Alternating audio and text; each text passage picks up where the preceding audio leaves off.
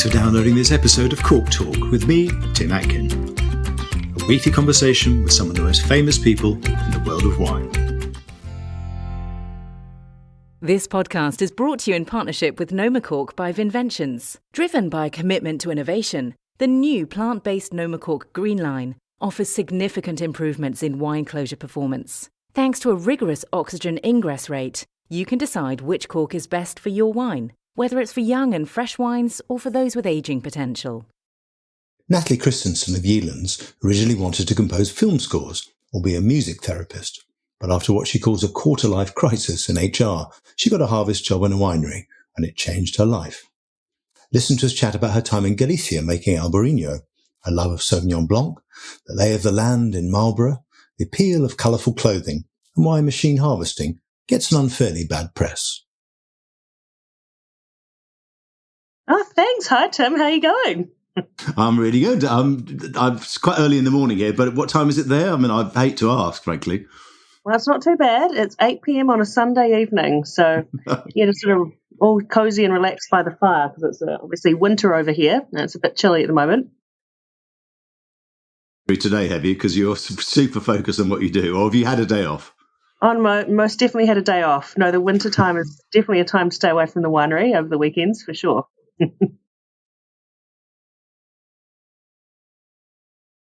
Which is Christchurch, right, in the South Island.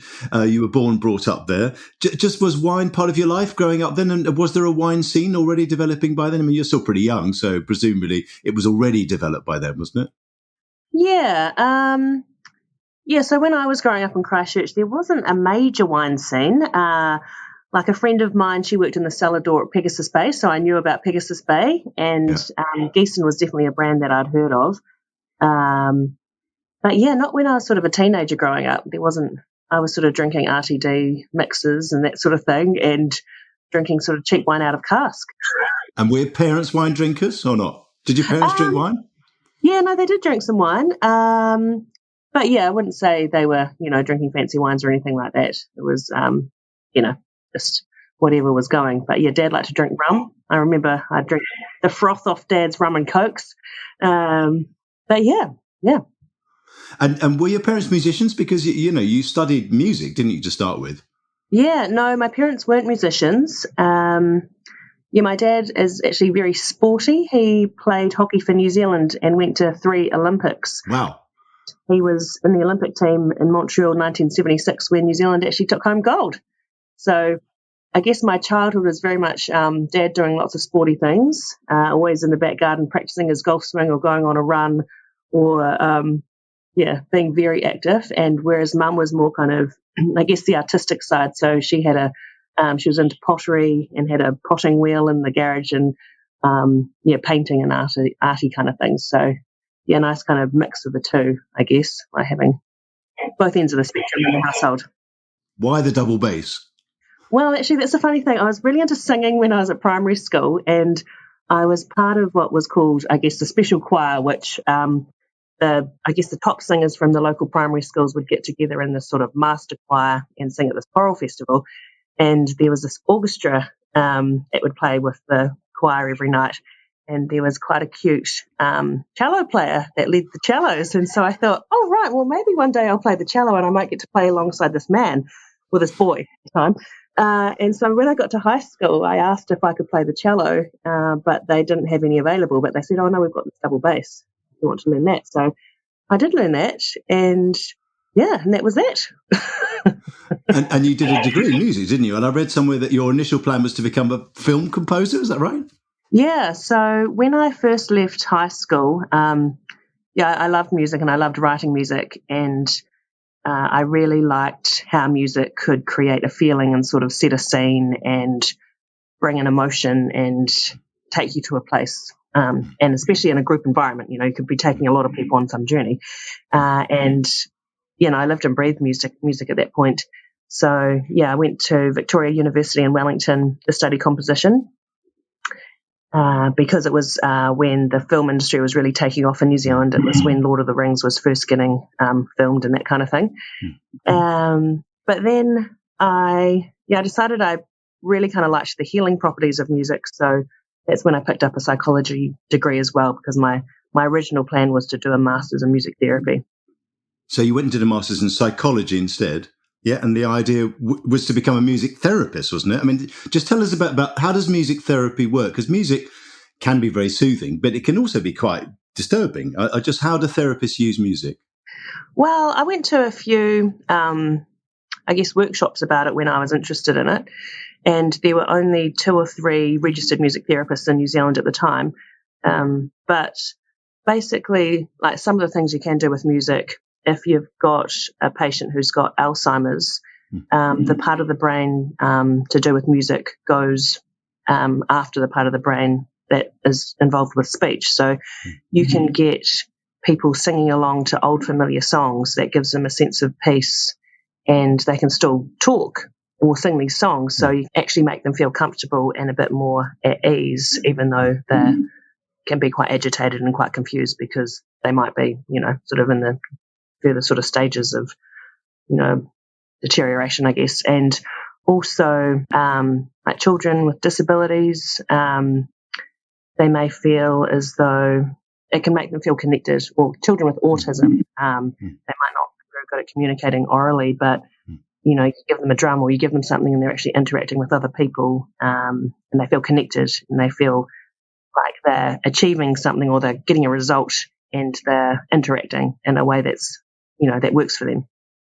It's amazing then, is that music does talk to parts of the brain that other things don't. Basically, it's reaching. It's almost a direct line to the brain that's bypassing a conscious mind, in a sense, is it? Yeah. I mean, I didn't end up studying it, so I don't know the ins and outs of it. But it has.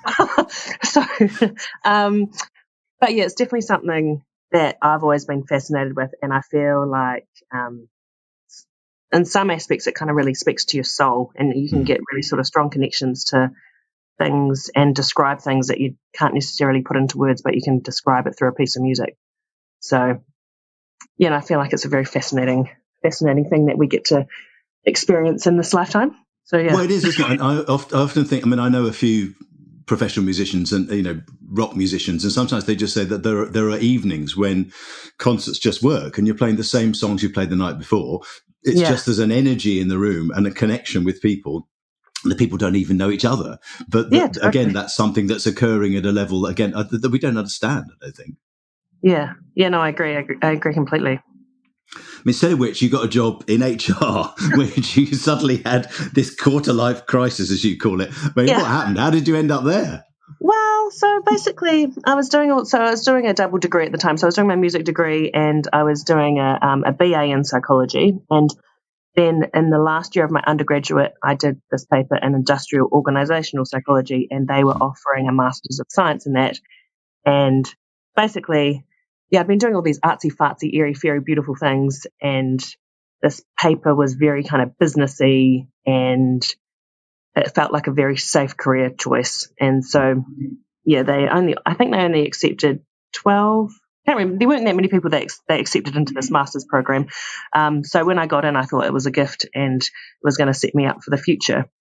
So I did a Master's of Science in Industrial Organizational Psychology, and I really enjoyed learning about it. But in the real world, it's like, oh God, I don't want to be a support function for a business. I want to be creating something or part of core business. Yeah. I guess it was great that I figured that out early on. So I was 25 at the time. But it was pretty stressful. I had a massive student loan. I had all these degrees, and then I quit my job after 8 months in HR, and I was like, oh gosh, I don't know what I'm going to do. And how did you move into wine? Well, my brother was actually living in Marlborough at the time. He wasn't working in wine. And he said, maybe you just need to go traveling for a bit. You've been studying for so long. You just need to go overseas. Why don't you come to Marlborough, work a harvest, save some money, and head off? So that's what I did, and that was in 2006. I did my first harvest at St. Clair Family Estate, and that was at the time where they'd just built a new winery, and they'd moved into their own space. And I loved it. I couldn't believe it was a job. And that was that, the start of everything. What did they have you doing? Bit of everything? I was mostly working in the lab when I first started, so analysing all the juices and checking on the ferments and that kind of thing. And then they offered me a permanent job at the end of harvest, and then I did sort of a hybrid lab and cellar role. And within a year or so, they offered me an assistant winemaking job. So, yeah, it was great. I loved it. And so you went back to school again, didn't you, and did a graduate diploma in enology. So that was another qualification, right? Yeah. When did you do that? Did you do that while you were working? Yeah, so I was studying that part-time while I was working full-time. I can't believe how many degrees you've got. Oh, God. Yeah, no, so I haven't studied anything since. I'm a retired student now. Yeah. And was it useful to have that professional qualification, do you think? I mean, learning about the science of wine? Because you had a bit of that, presumably, already, through psychology, some of the science side? No, like my psychology degree wasn't really sort of chemistry-based or biology, really. It was, I mean, there was sort of brain science and brain chemicals and that kind of thing. So I really enjoyed doing the graduate diploma in enology, and especially after all the practical experience I had and sort of going through that stuff at the time, it just made so much sense. And it was, I really enjoyed studying it. And you came top of your year, didn't you? Yeah, I did. It was top equal, yeah.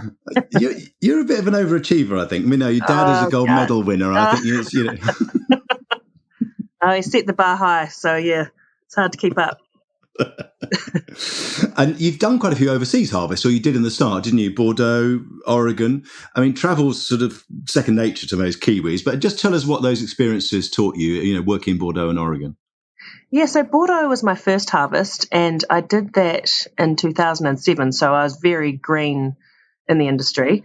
I was the first foreign intern this winery had, and I think when I first arrived, I think they were like, what are we going to do with this young girl? But then they figured out I was actually quite useful and quite practical and quite handy. So, yeah, they got me doing everything. And I think it was a really good eye-opener for me going from, I guess, New World winemaking, very particular about certain things, to actually seeing how you can do things. And I remember I inoculated the whole white cellar within like probably an hour, whereas, in New Zealand, that wouldn't be a thing. But it was beautiful. Like the guys over there, they really took me under their wing. It was duck hunting season, so they taught me how to shoot. And I went out for a night with all the old dudes and spent the night in their equivalent of a mai, or I don't really know what it's called over there. And then they're all drinking whiskey and but no, it was a really fun experience, and it was just great to sort of see the culture of long lunches and drinking under the trees and like a warm, those end of summer days. So yeah, I liked that. I really liked that because we don't really do too much of that in New Zealand, but something. And Oregon? I loved Oregon. On my flight home, I cried the whole flight from Portland to. That's a long flight. Yeah. I cried, and then I entered the green card lottery every year after that for about 5 years.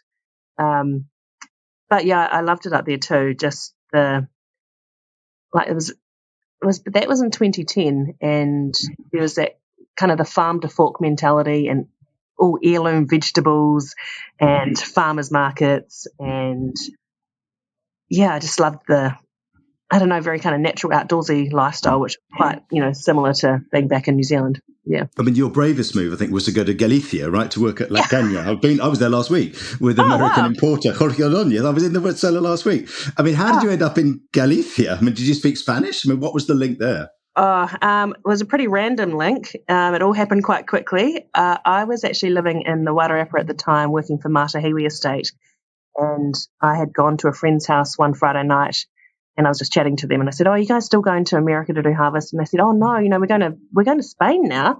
But the company that we're working for, they're looking for a white winemaker, like a permanent role.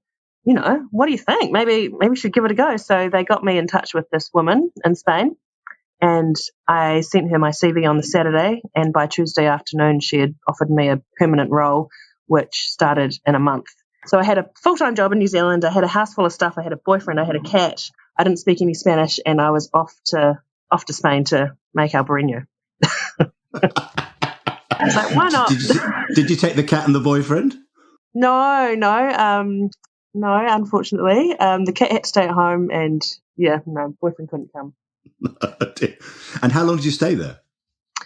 I was there on and off for about 18 months. So when I first went over there, I actually didn't have a proper visa. So that sort of came unravelled. So I had to come home to New Zealand and sort that out. I had an interpreter while I was there, and she actually dobbed me in. So that wasn't ideal. But I came back and got all that sorted, and then I went back. So that's when I actually did my first harvest at Yealands, was in 2014 when I was home sorting out visa stuff. And then I went back to Spain after that. Yeah. And then you went back to Yealands full time in 2015, yeah? Yes, yeah, that's right. And you've been there ever since, right? Just tell us a bit about the company, because it's quite large. Isn't it 6th biggest in New Zealand? Am I right in saying that? Yeah, I think that's about it. Yeah. I love it. I feel like it's kind of like a secret. Well, not a secret, but I remember before I went there, I kind of thought, oh, Yealands, they make savvy. They're sort of a big company. Didn't really know much about it. And then it wasn't until I actually went out to the site and started tasting the wines and spending time with the people, and I was like, this place is amazing. Like, it's one of the most... Have you been out to Yealands? Yes, I have, yeah. It's Awatere, isn't it? Yeah. So it's right on the coast in the Awatere Valley in Marlborough, and I think it's one of the most scenic vineyards, definitely in New Zealand, if not, around the world. But it's so beautiful. I'm always driving over the hill into the sunrise, looking over the Cook Strait, and on a clear day you can see Wellington. And there's Mount Tapianuku, which is New Zealand's second highest peak outside Mount Cook National Park. Yeah, it's just hugely scenic, beautiful sunrises. I know that drive. Yeah. That drive exactly as you come over the hill, you think, whoa. Yeah. And it still gets me, yeah. Tell us a bit about Marlborough and its sub-regions, because many of the people listening to the podcast will have drunk wines from there, obviously, but they might not have visited. I mean, New Zealand's a long way away from Europe if they're listening in Europe. Just tell us the differences between Awatere, where most of your vineyards are, and, say, the Wairau, which people may be more familiar with. I mean, how does that affect style where your vineyards are? Yeah, well, it's really interesting because when I worked at St. Clair does a lot of single block wines and sub-regional wines. So I personally thought I had a really great handle on what Awatere Sauvignon was. And the classic sort of descriptors for Awatere Sauvignon, sort of tomato stem, tomato leaf, sort of more green herbal characters. But when I got to Yealands, I was like, that's not all it is at all. And I think Yealands, where we're situated is the area is known as Seaview. And the wines at Seaview especially, there's a real mineral character. There's a chalky tension through the palate, and the wines are quite, I guess they have quite a lot of structure and elegance to them. The wines from the Wairau Valley, there's the Lower Wairau, which can be that more kind of tropical, fruity spectrum with slightly sort of softer acidity. And then as you work up the valley, it can get a bit more greener. But I think the key difference is the Wairau Valley is more of that kind of tropical fruity spectrum, and it's a little bit warmer, whereas the Awatere is a little bit cooler, later ripening, drier. It's very dry in the Awatere. There's a lot of wind. The skins can be quite thick, so the wines can be quite intense. But yeah, with kind of a more green kind of herbal structural element through them. And higher acidity in the Awatere wines? Yeah, the acidity is higher, but I think it's almost, you don't necessarily get a pinched feeling from that acidity. And we almost get a subtle saltiness through the palate, which makes the palates feel quite rich and quite voluptuous, even though there is a very fresh acidity sort of going on in there, just looking at the numbers. Yeah, you guys are quite big vineyard owners as well, aren't you? Yeah. So we own the vineyard that surrounds our winery, and that is 1,200 hectares. But yeah, sort of company versus grower fruit, we're about 60% company owned, and we have 40% of our productions from grower vineyards. And how do you guys farm with your own vineyards? I mean, and just tell us a little bit about you do that, but also things like picking. I mean, is it picked by hand or by machine?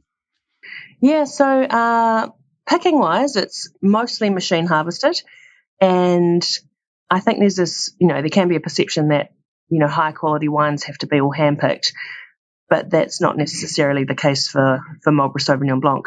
There's been a lot of research through Lincoln University around that thiol character, or the thiols that are present in Sauvignon Blanc, which is that passion fruit and grapefruit and all that kind of thing. They're actually released a lot more or better through machine harvesting, and you don't really get that when you're sort of doing hand-picked styles. But also Marlborough, there's no way we could get enough pickers into Marlborough to hand-pick all of Marlborough, but stylistically we don't want to, because we're not getting the most expressive styles like we do when we do machine harvested. That's interesting. So machine harvesting actually helps the style, is what you're saying, with the thios. Yeah, totally. So, there's a lot of research. If you Google that, there's a lot of research around that. But if you're doing a barrel fermented style of Sauvignon, so we do a little bit of barrel fermented stuff, we hand pick that and whole bunch press it to have it a little bit more neutral without those really sort of pungent sort of flavours. And what about farming of your own vineyards? Yeah, so Peter Yealands, the founder, so we opened on the 8th of the 8th, 2008. Pete no longer owns the company, but his philosophy was he wanted to be one of the most sustainable wineries in the world. So we were carbon zero from the very beginning. And so, there's a lot of sort of sustainability aspects to the production. And we've got the largest solar panel installation in New Zealand, and a lot of wetlands, and to sort of encourage native birds and sort of give back, I guess, to the land. So we've also got a lot of inter-row plantings with wildflowers to help with soil structure and moisture retention. And we do have an organic conversion on the vineyard. It's about, there's a sliver of organic production through the vineyard, but we're doing kind of a structured trial with that, because the main contributor to carbon is diesel for us. So we closely monitor all our diesel use, and there's definitely higher diesel inputs when we're working organically. So it's just something we do a hybrid of things in the vineyard to create the wines. And you're part of something called the International Wineries for Climate Action Group, aren't yes. you? Yeah, we've just achieved gold status with those guys. So, basically it sees us reduce our carbon emissions by, I think it's 50% by 2030. Yeah, I need to double check the facts on that. But, it's definitely a big part of our DNA. And the International Wineries for Climate Action, it's a collective group, and we sort of share a lot of knowledge. So, it's a really great group to be a part of. Is New Zealand ahead of the game on reducing its carbon footprint? It seems to be. It's hard to say. I don't know a lot about what's happening around the world in that space, but New Zealand has definitely always been aware of it, and we've got Sustainable Wine Growing New Zealand, which 98% or 95 to 98% of New Zealand wineries are part of. So, these other accreditations are over and above that. So, I think everyone in New Zealand is conscious of it, and most wineries are operating in sustainable ways and sort of very conscious of what they need to do. So, I want to talk to you a little bit about your winemaking style, because as you said, you've studied in Bordeaux, a bit in Oregon, this Galicia trip, a lot in 3 different wineries in New Zealand. I mean, does it piss you off when people say, oh, her wines are feminine? I mean, does that annoy you when people say that? I mean, it's an easy thing to say, isn't it? I don't know if anyone's ever said my wines are feminine, Tim. Yeah. So I haven't been pissed off by that comment at all. So how would you describe the style? What are you searching for? Well, when I'm making wines, I definitely want to make them enjoyable and drinkable and approachable, and they're not ego-driven wines of making them very austere or trying to do something just to be cool or, I want to be true to the site and express something that's enjoyable for people to drink. So I think that's the style of wine that I like making, and I want to make it delicious. I want people to be like, okay, that's yum. And I want to have, I want to drink that. Not kind of like, oh, yeah, that's very complex and interesting. But yeah, I couldn't actually drink that. Well, I think it's a very there are. We know wines like that. I think that's a very laudable aim, to want to make wines that people want to drink. Right? That's the aim. That's the goal. Yeah. I mean, most of what you make is Sauvignon Blanc, and that's true of New Zealand as a whole. I think you're probably, 80% Sauvignon, are you? Maybe more? Yeah, so we'd be 80 to 85% Sauvignon from where we are. And that's a bit like New Zealand these days, isn't it, probably? Yeah, yep. I think that's about how it pans out. Yep. I mean, the category is very large, and at the bottom end, it's something of a commodity, let's be honest. How do you make your wine stand out? I mean, how do you build layers into Sauvignon? Because you make lots of different ones, don't you? Yeah. Well, I think, like, every year we do, I guess, a blind tasting of all our Sauvignon ferments, and I don't want to give out our secrets, but our secret weapon, I think, is the Seaview Vineyard in the Awatere Valley. So, we just get beautiful texture through those wines and weight and aromatics. So, I don't know. And what about things like natural yeast? Are you using natural yeast or are you using cultured yeasts?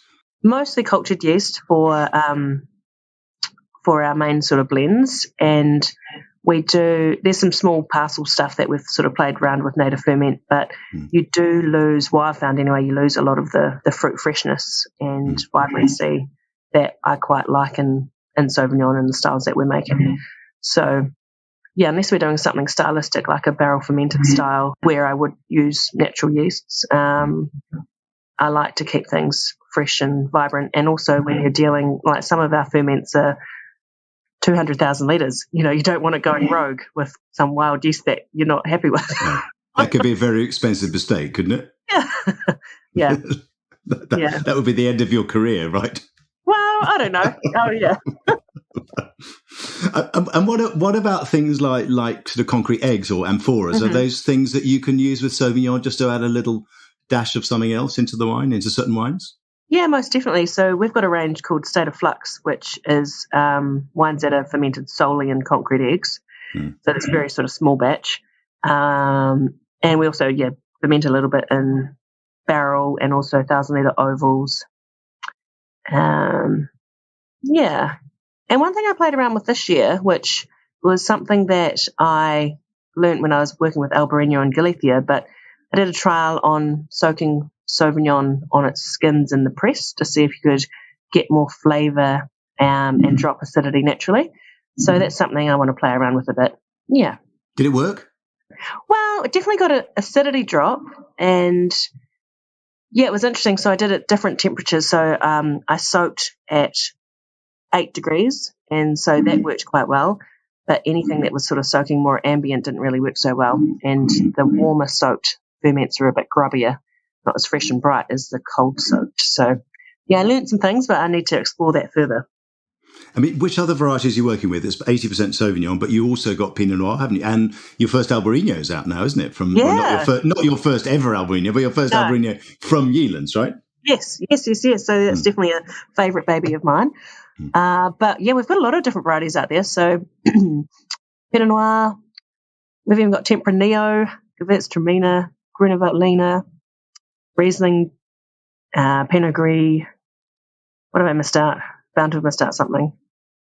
And we've got some Chenin in the ground that we should be getting our first crop, probably not next year, but the year after. Would a Certico work in New Zealand or not? Possibly. I don't know of anyone who's growing it, but it could be something to look at for sure. And which of those do you like working with most? Is it Albariño because of the connection with Spain? It's definitely my favourite, yeah. But I do love working with Sauvignon. I most definitely love working with Sauvignon.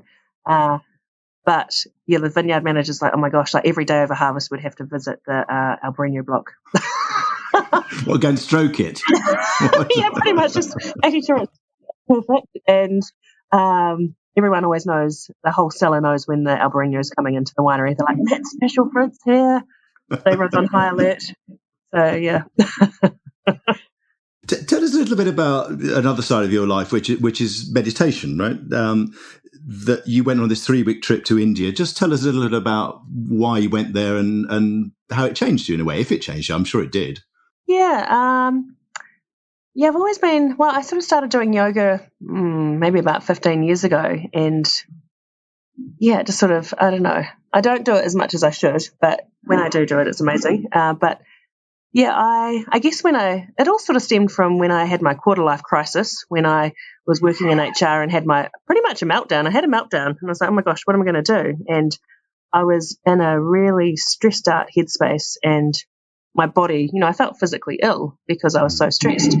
And at that point, I kind of thought, if I can make myself this physically ill with my mind, surely I can make myself physically well with my mind, or I can do other things with my mind. Like, what I've created within myself is purely in my head. It's not something that's actually happening to me externally.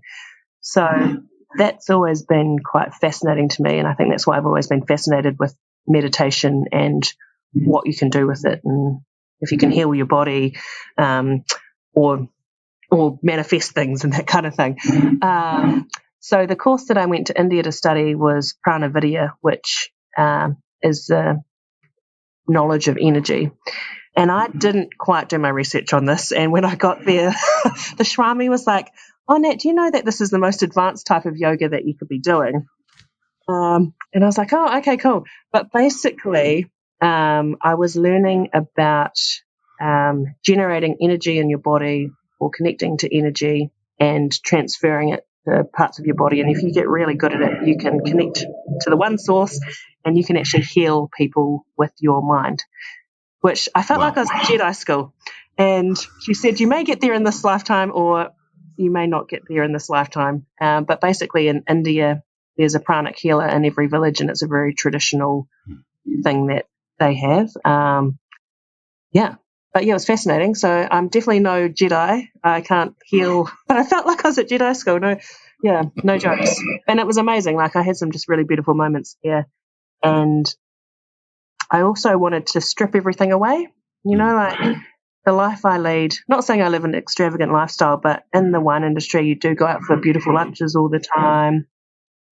It can be quite a lovely life. And I wanted to strip all that away and be eating rice, sitting on a mat,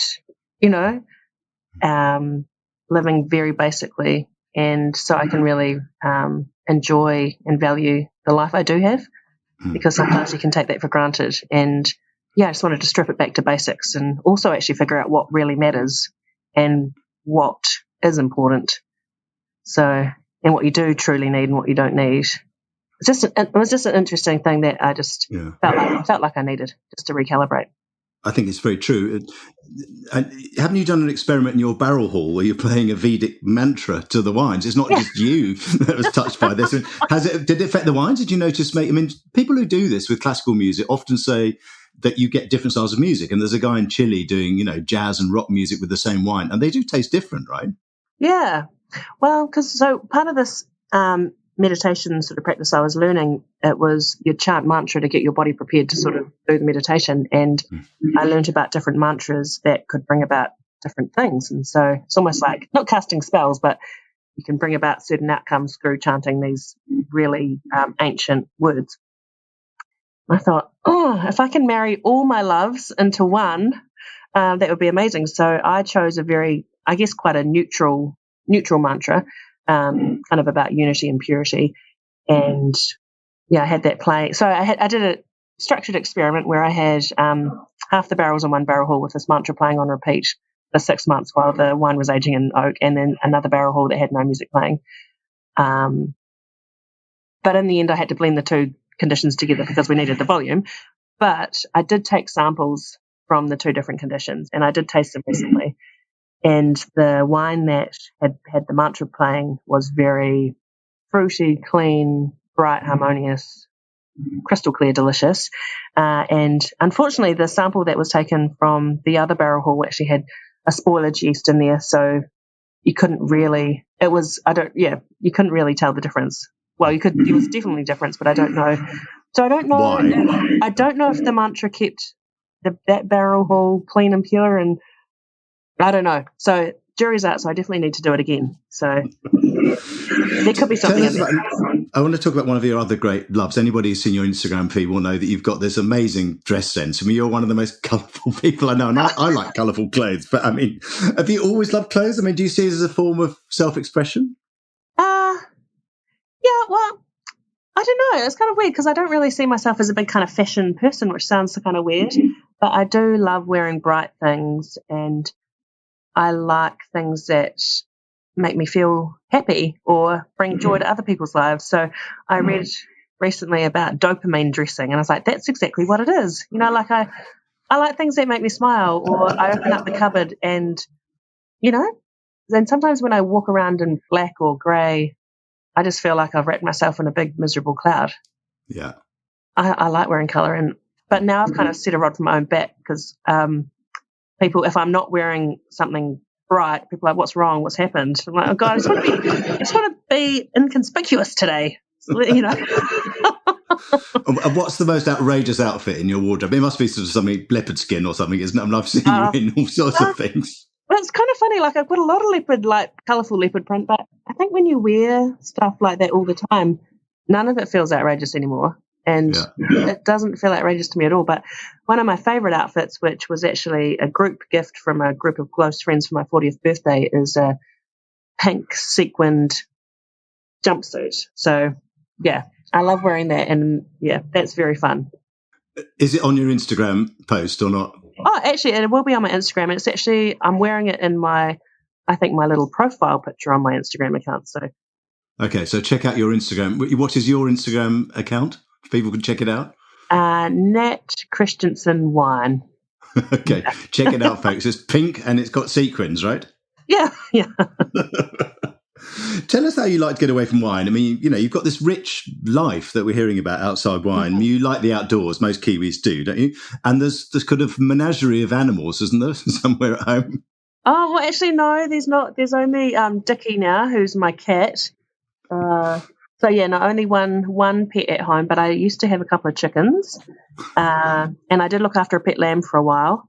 So, you know, home is just Dickie now. He rules the roost. Yeah. And music? Do you still play the double bass? No, I haven't played for a while now, so it's something that, yeah, I'd love to get back into. But I did play about 3 years ago. I played in a little band. But, yeah, it's something that I need to, if I'm being true to myself, I need to pick that back up. And you still listen to music a lot? Yeah. And I do a bit of, there's this chanting circle that I go to for the new moon. It's sort of like a group of ladies that get together. It sounds a bit weird, but I just feel like chanting and like singing music makes me feel good. So yeah. And I mean, you've got this very busy job, high-profile job, chief winemaker at Yealands, right? Do you get a chance to go overseas anymore to do other overseas harvests, or it's more promotional tours? And also, most recently, to pick up an award, right? You know, White Winemaker of the Year at the International Wine Challenge. I mean, I think you're the first Kiwi woman ever to win it, and the first Kiwi since 2008 to win that award. Yes, that's right. Yeah. So yeah, that was great. That was very exciting. And life since then has been normal, apart from there's been a few more interviews and a few more photo shoots, and a lot of people coming up to me when I walk around Blenheim saying congratulations, which is lovely. And yeah, no, it's been fun. But yeah, I think I don't get to do overseas harvest really now. Most of my travel was for work, but recently I did go to Bali for a week with some friends, so that was nice. But yeah. Not much wine in Bali. Well, drinking wine, but not made, is it? Well, no, I don't know. Well, I'm not sure actually, because someone was saying that there's multiple harvests in Bali because it's so hot, like kind of Thailand growing up there. But 2 a year. Yeah, so I don't know of any Balinese wines, but yeah. Listen, it's been amazing talking to you. Thank you for sharing this rich cultural life that you have behind these amazing wines. Not only a great winemaker, but I just think all this stuff that's going on in your life, you know, all these other things with music and meditation, therapy, and you're obviously a deep thinker, not just about wine, but about life generally, which has been a pleasure talking to you. Hope to see you very soon, either in the UK or in New Zealand. You never know. Oh, well, I hope you come out. Yeah, it'd be great to host you out at Yealands again. That would be fun. Awatri Valley, here we come. Seaview Vineyard. Yeah. See you soon. Cool. Okay, thanks. Bye. Natalie's such a talent and a very easy person to chat to. Do check out her Instagram page to see some of those outfits. Next week on Cork Talk, my guest is the Californian wine legend Zelma Long. Join me then. Thanks for listening to Cork Talk. If you want to read more reports, articles and tasting notes by me, go to my website, timatkin.com. You can also follow me on Twitter @TimAtkin and on Instagram @TimAtkinMW. See you next week.